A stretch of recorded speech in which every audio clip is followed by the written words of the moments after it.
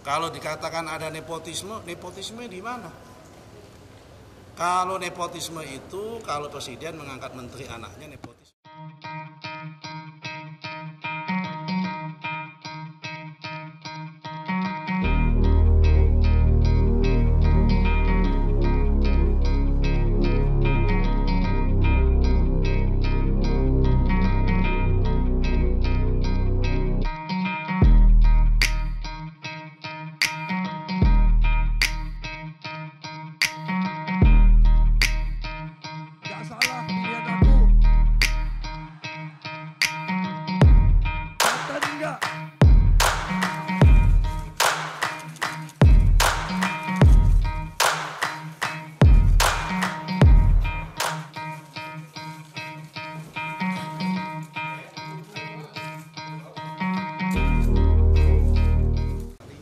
Kalau dikatakan ada nepotisme, nepotisme di mana?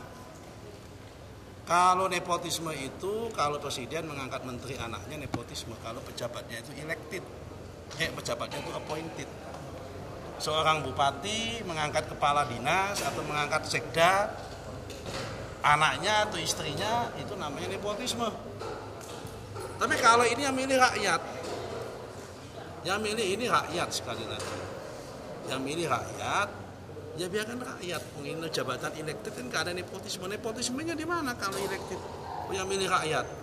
Memang suaranya Pak Jokowi mau memilih anaknya kan cuma satu juga.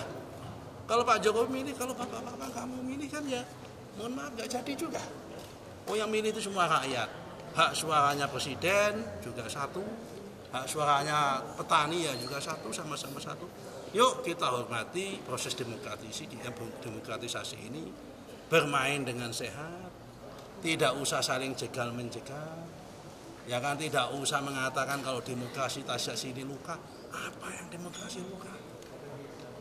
Semua bebas, memang semua orang itu berhak untuk memilih. Kalau dikatakan ada konflik interest kan sudah semua.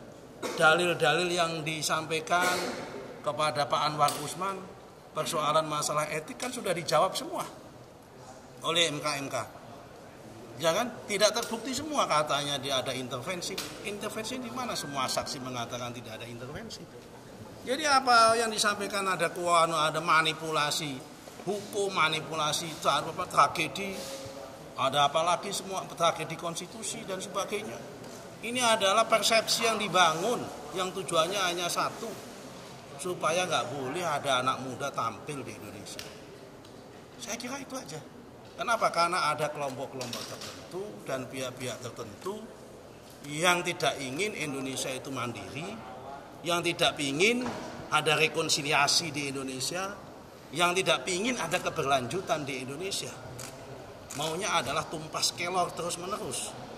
Tidak ingin ada hilirisasi, tidak ingin ada keberlanjutan, tidak ingin ada persatuan.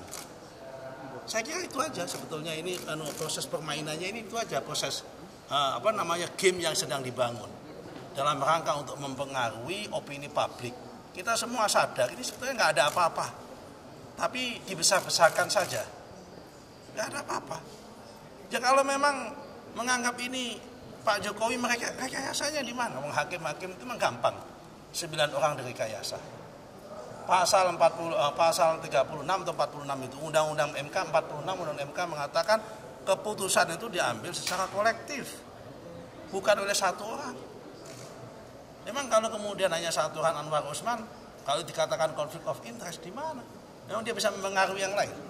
Kan juga nggak bisa. Yang nomor 2, yang di sidang itu kan juga bukan Gibran. Norma undang-undang. Yang diuntungkan akibat norma undang-undang itu, di mana pejabat politik yang dipilih dari hasil pemilu, baik itu kepala daerah maupun anggota DPR atau anggota DPD, anggota DPRD, kan banyak sekali tidak ada Mas Gibran. Kenapa dia nggak mencalonkan anaknya siapa begitu, yang betul anak muda yang menjadi anggota DPRD atau DPR? Kan banyak di partai-partai yang lain. Kenapa nggak dia kan juga punya. Partai-partai yang lain juga punya calon kepala daerah yang muda-muda. Ya katakanlah saya sebut di sini, katakanlah teman-teman PDIP.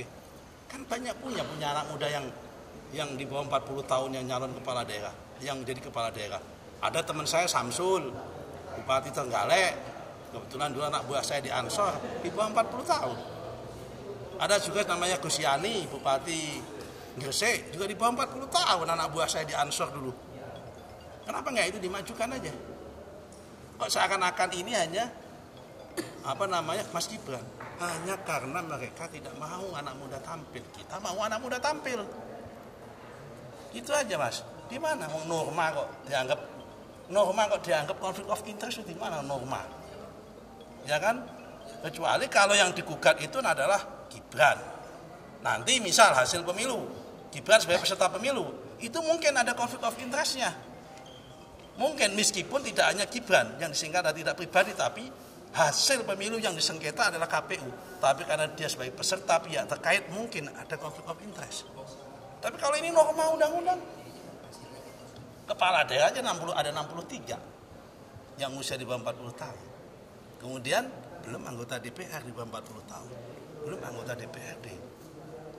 Ini persoalannya tidak hanya masalah mau nggak mau. Karena nggak mau, takut kalah, karena Indonesia ini 56% pemilihnya adalah anak muda generasi milenial, maka harus dihambat. Karena takut akan mendapatkan dukungan anak muda yang banyak.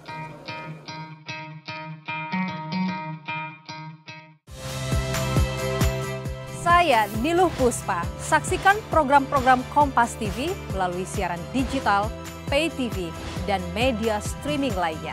Kompas TV, independen, terpercaya.